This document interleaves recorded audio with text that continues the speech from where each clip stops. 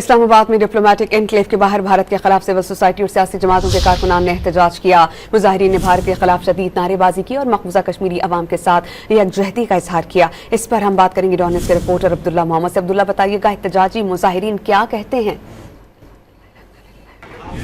جی بالکل، پاکستان اور ہندوستان کے درمیان کل رات سے بڑھتے تناؤ کے بعد جہاں ایک طرف نیشنل سیکورٹی کمیٹی میں ہندوستان کو ایک سخت پیغام دیا گیا، تو دوسری جانب آج پاکستانی عوام نے ہندوستانی ہائی کمیشن کے سامنے مظاہرہ کیا، وہاں پر ہندوستان اور مودی مخالف نعرہ بازی کی اور یہ پیغام دیا کہ ہندوستان کسی بھی پاکستان کے دفاع کو کمزور نہ سمجھے اور پاکستان کے افواج پاکستان اور اس کے ساتھ ساتھ عوام جو ہے وہ پاکستان کے دفاع کرنا جانتے ہیں۔ تو ہندوستانی ہائی کمیشن کے سامنے مظاہرہ کیا گیا۔ اس وقت ریڈ زون کے اندر ہم موجود ہیں، ہم پوچھیں گے جو اس مظاہرے میں شریک۔ بہت شکریہ۔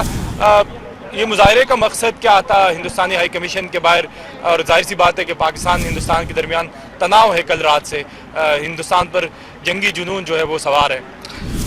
یہ جنگی جنون ہندوستان پہ پہلی بار سوار نہیں ہوا، اس سے پہلے بھی کئی بار ہو چکا ہے، اور چند سال پہلے بھی جب پلوامہ کے اندر ایک فالس فلیگ آپریشن کیا گیا اور اس کا الزام پاکستان پہ لگایا گیا، پھر ساری دنیا نے دیکھا کہ کس انداز میں پاکستان نے ابھینندن کو چائے پلا کے بھیجی۔ تو اسی انداز میں یہ پھر ایک اصل میں انڈیا کا جو مہا بھارت کا ایک نظریہ ہے، اسی کے تحت ہی اس نے باقاعدہ طور پہ سندھ طاس معاہدے کی پہلے سے خلاف ورزی کر رہا ہے، اور 2 درجن سے زیادہ اس نے ڈیم پاکستان کے دریاؤں کے اوپر بنائے ہوئے ہیں۔ بغلیار ڈیم، کشن گنگا ڈیم اس کی مثال ہے۔